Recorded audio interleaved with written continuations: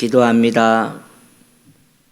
주님, 성도의 소망이 오직 주님과 함께 있는 것임을 압니다.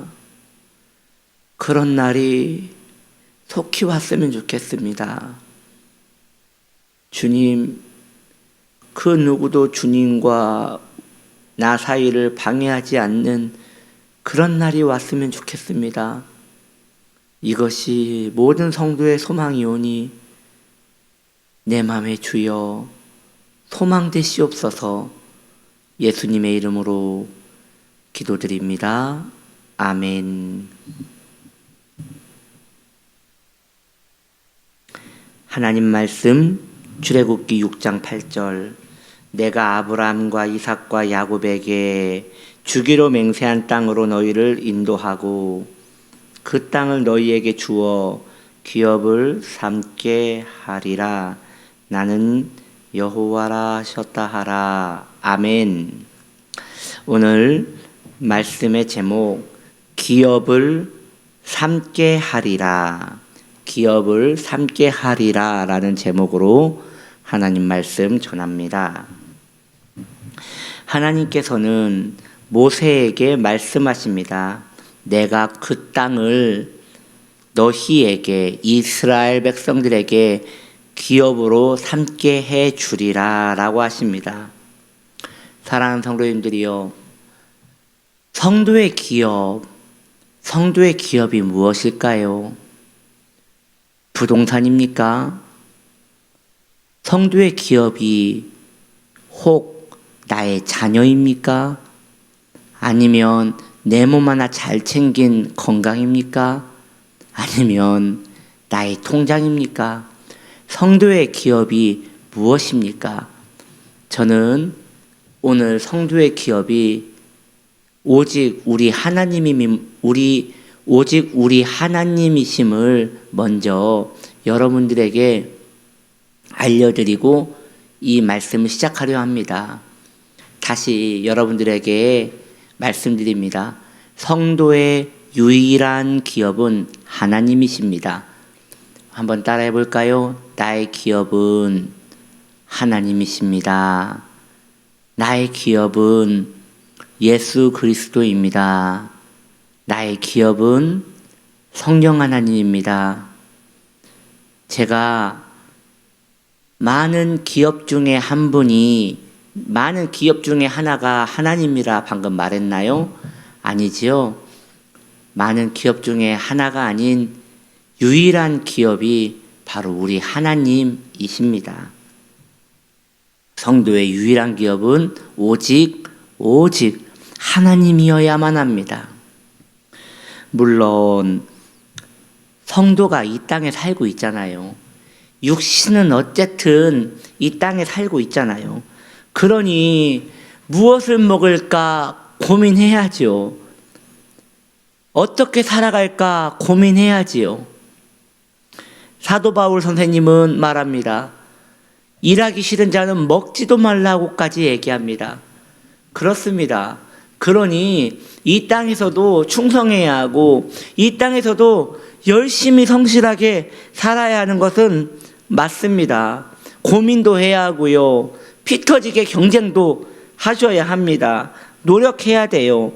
그런데 말이죠. 그런 삶에 너무도 익숙해져 버려서 그 삶이 전부인 양 살아가면 안 돼요. 이스라엘 백성 가운데 애굽에 살면서 저항하지 않고 익숙해져 버린 사람들이 있습니다. 그런 사람들은 이후에 광야에서 자유의 몸이 되었을 때도 계속 원망만 합니다. 이것도 저것도 아닌 그런 부정적인 삶을 살게 되는 것이지요. 제가 드리고자 하는 말씀도 이것입니다. 걱정되는 것이죠. 예수를 믿고 예수님이 나의 기업이라고 외쳤다면 이 세상의 모든 것들은 저항해야 할 것에 불과한 것이거든요. 그런데 성도가 그런 것에 저항하지 않고 오히려 이 땅에 익숙해져 버린다면 그 성도는 이것도 저것도 아니게 되는 것입니다. 목적을 잃어버린 삶이기 때문입니다. 그러나 이 세상의 것들은 우리에게 만족은 어느 정도 줄 수 있을지 모르겠지만 아닙니다. 성도의 기업은 오직 하나님입니다. 나그네 인생을 살아가는데 잠시 필요한 물품에 불과한 것이지요. 성도의 영원한 기업은 우리 하나님밖에 없는 것입니다.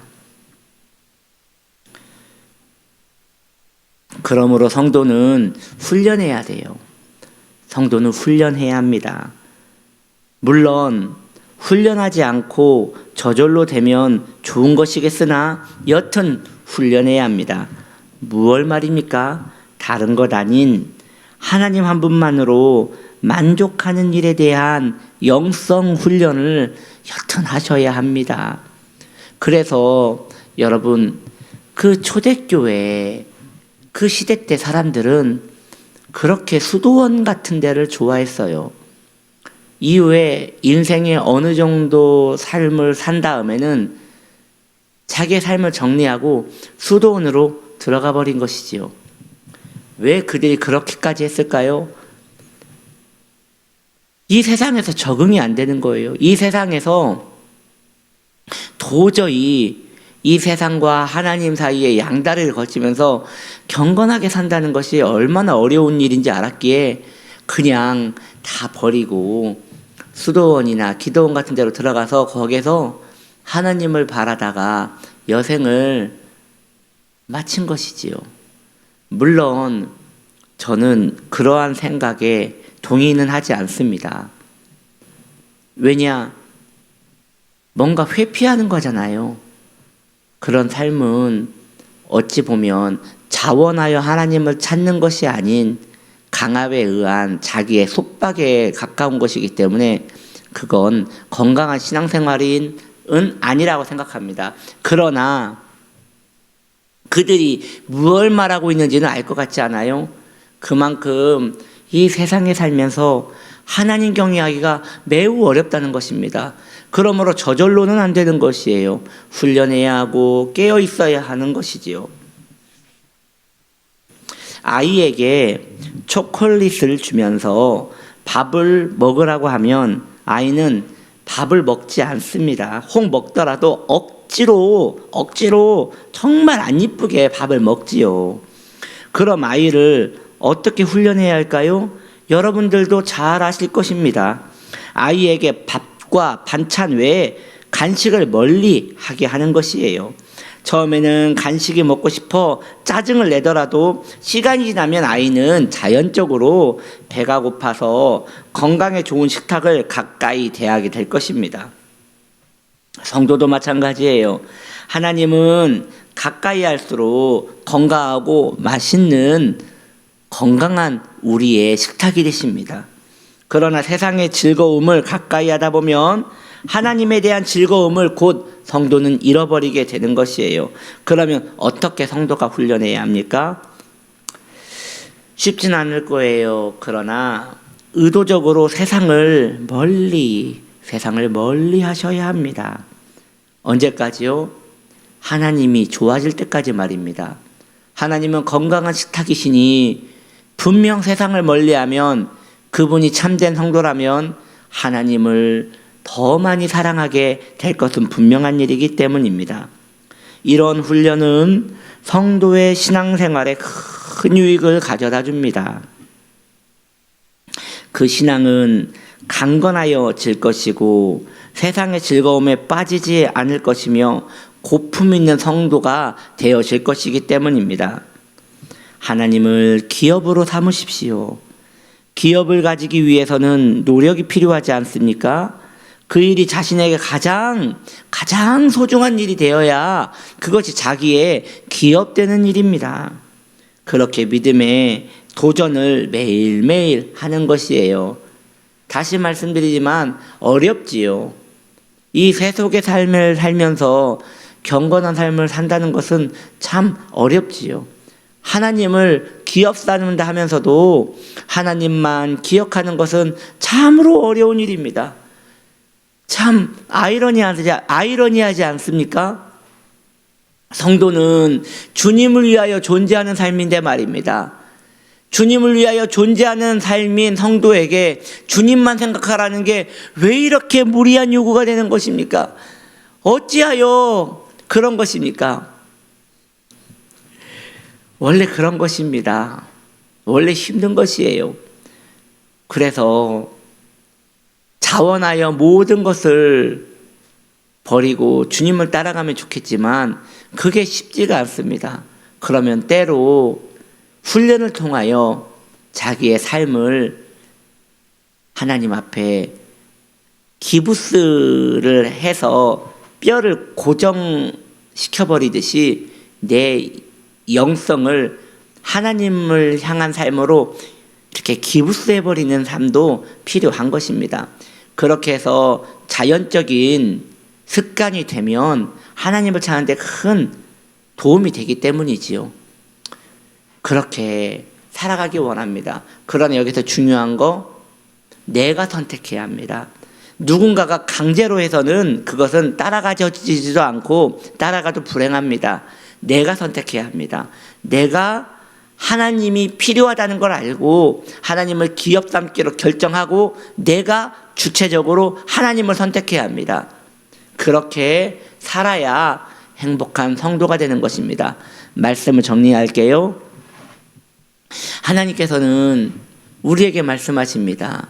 너희가 하나님을 기업 삼게 해주리라 라는 그 축복의 말씀 우리에게 주셨습니다. 그러나 우리가 하기 싫으면 그건 답이 없는 거예요. 우리가 하고 싶어야 돼요. 주님이 좋아야 돼요. 오늘도 주님을 선택하여 주체적으로 주님을 따라가는 우리의 삶 되기를 예수님의 이름으로 축복합니다. 아멘. 기도합니다. 하나님 아버지, 주님만, 오직 주님만 우리의 기업되어 주시옵소서. 오늘도 주님을 따라가는 삶 살게 하여 주옵소서. 예수님의 이름으로 기도드립니다. 아멘.